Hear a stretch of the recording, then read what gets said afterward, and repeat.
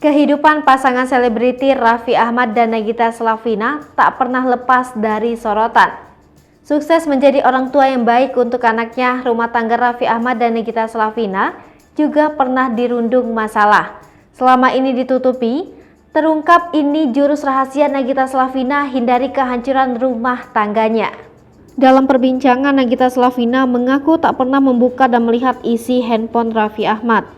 Pilihan Nagita Slavina ini berpengaruh nyata kepada kondisi rumah tangganya. Momen ini terekam dalam tayangan video dari Rans Entertainment yang tayang 23 April 2022. Awalnya Nagita Slavina, Fuji dan Thorik Halilintar tampak mendengarkan ceramah Habib Hussein.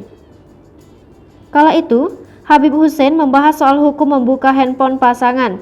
Menurutnya haram hukumnya membuka handphone pasangan. Mendengar itu, Nagita lalu mengaku tak pernah mengecek handphone Raffi Ahmad. Namun, pengakuan Nagita itu malah menuai kecurigaan Fuji. Dia malah terlihat seolah tak percaya dengan pernyataan Gigi. Gigi kemudian menegaskan, memang tak pernah melakukannya. Ternyata Thorik juga tak percaya dengan ucapan Nagita.